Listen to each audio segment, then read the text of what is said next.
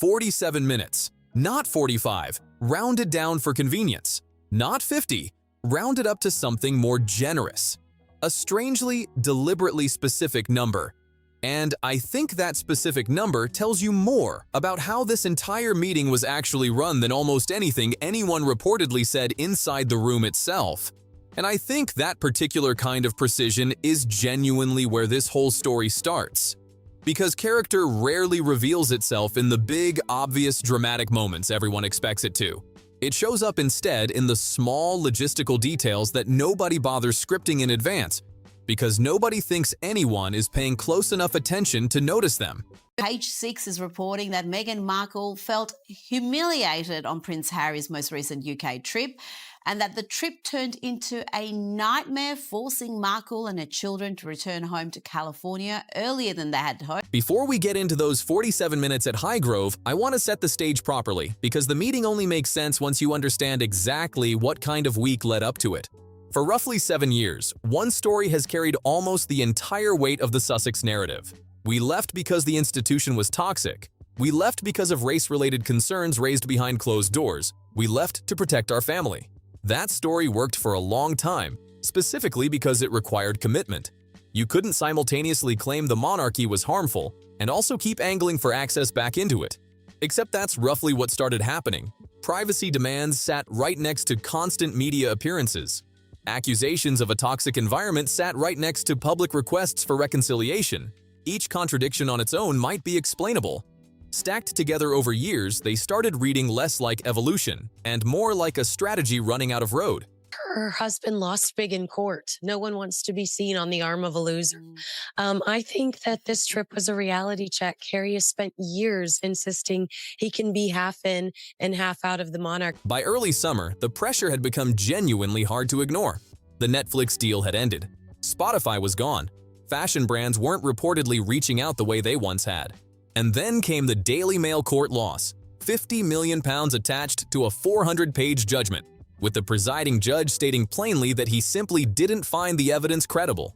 According to people close to the situation, that specific combination of pressures may have produced a very particular kind of thinking. I need the king. I need the institution to say, publicly or privately, that I still belong somewhere inside it. Whether that read is accurate is genuinely hard to confirm from the outside. But here's what a lot of observers kept coming back to, the thing that stood out more than anything else.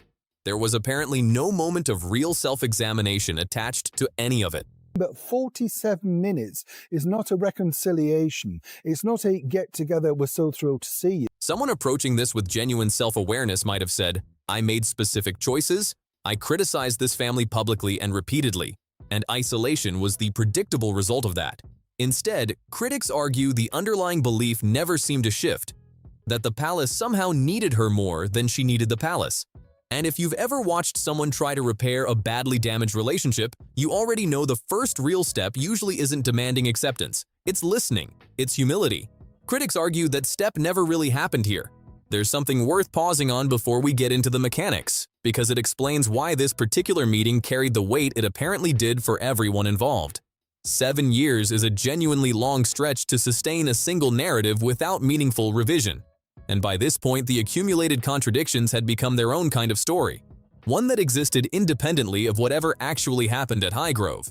The meeting wasn't just a family visit. The other point to make is Harry and Meghan were kept waiting, encircling Highgrove for some considerable length of time, not even sure that the meeting was going to take place. It was, functionally, a referendum on whether 7 years of one specific narrative could survive direct contact with an institution that had never publicly argued back. So let's actually walk through what reportedly took place, because the specific mechanics of this meeting genuinely tell their own story, independent of anything anyone actually said inside the room itself. Nobody knew for certain the visit was happening until just hours before. That alone sent a message before a single word was exchanged. You don't control the terms here, we do. There was reportedly an expectation of some room to negotiate specifics. That expectation apparently went nowhere. And the nightmare wasn't just the trip. It was discovering that the privilege of royalty, doesn't automatically survive after you quit your job. It doesn't. And that was, I thought, the reaction. It wasn't hostility, it wasn't hate from the British public. It was just disinterest, which I think they probably despise more than anything because they want attention. First came the driving. Reports describe the vehicle circling around Highgrove for a stretch of time before anything actually began. Plausibly just standard security procedure, nothing more. But for someone whose public identity has always centered on controlling her own narrative and her own image, sitting in a car circling a property she doesn't control, waiting for someone else to decide when the moment starts, is the kind of detail that lands harder than it should on paper. Second, Harry reportedly went inside alone first. Not as a couple, not together. The implicit message read by a lot of observers: "We'll speak with him, you wait outside." She reportedly remained outside with the children during that portion, which a lot of critics read as confirmation she wasn't actually part of the substantive conversation. Present, but not included in it. Third, those 47 minutes specifically. Not an hour, not even 45, rounded for convenience. 47, precise in a way that suggests careful, deliberate scheduling rather than an organic family visit that simply ran its natural course. No shared meal. No informal family atmosphere. No photographs. Just what insiders reportedly described as official protocol being followed to the letter. Considerably closer to a formal state obligation than anything resembling a warm reunion. That Meghan and Harry are simply not good for anyone, really, apart from themselves now.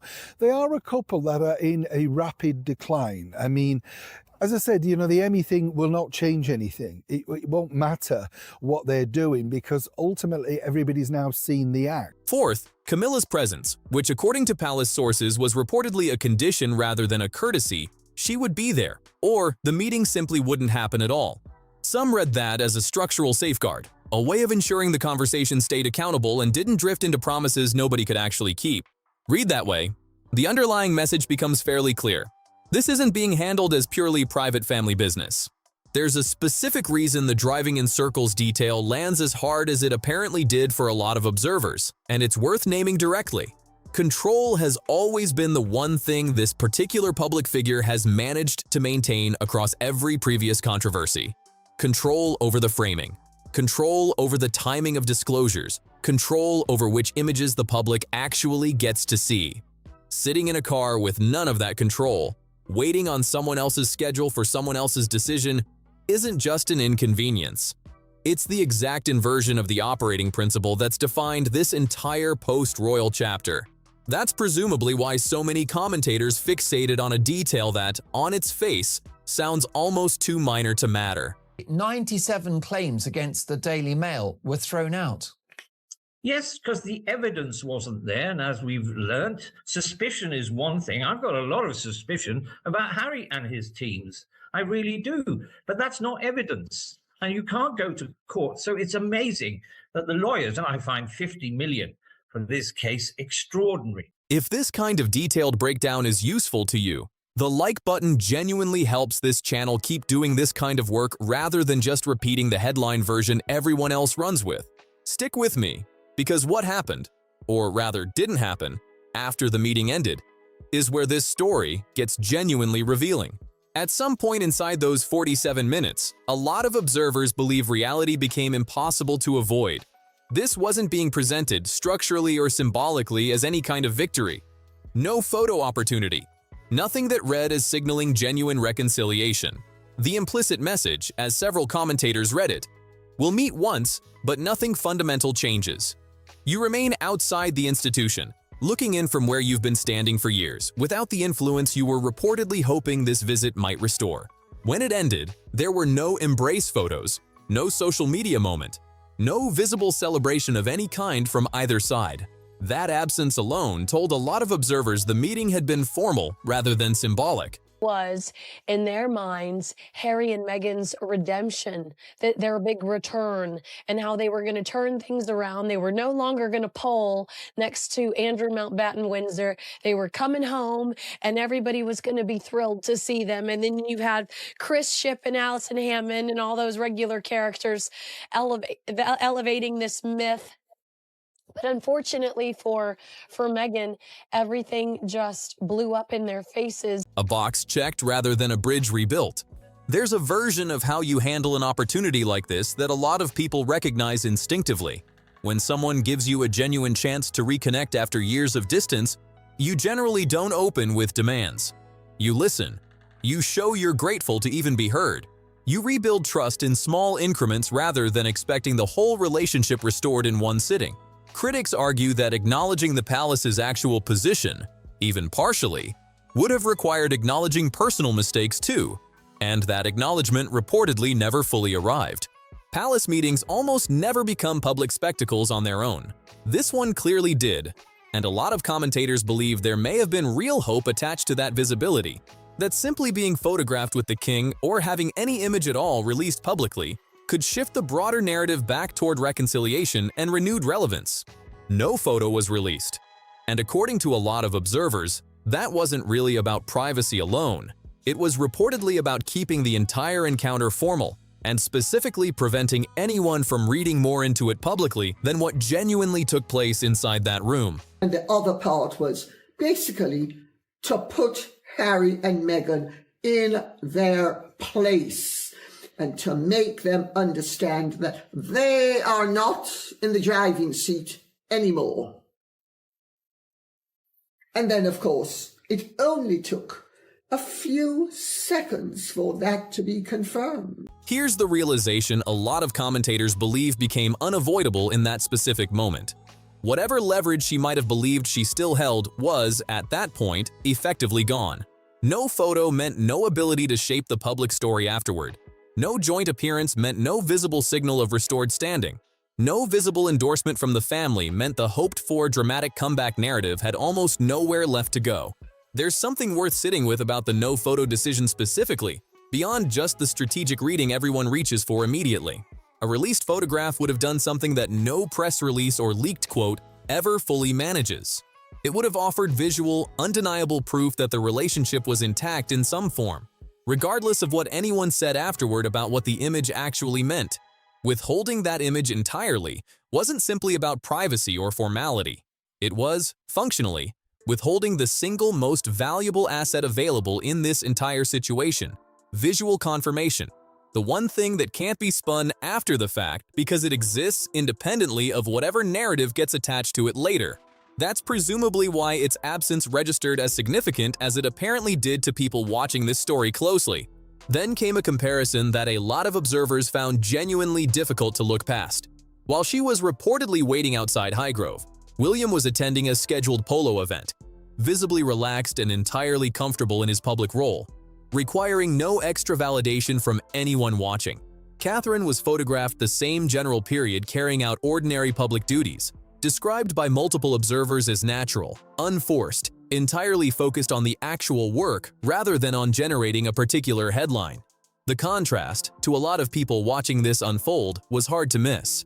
Working royals simply continuing their roles without needing a moment to prove anything, while she waited outside a property hoping for a sign that things had shifted in her favor.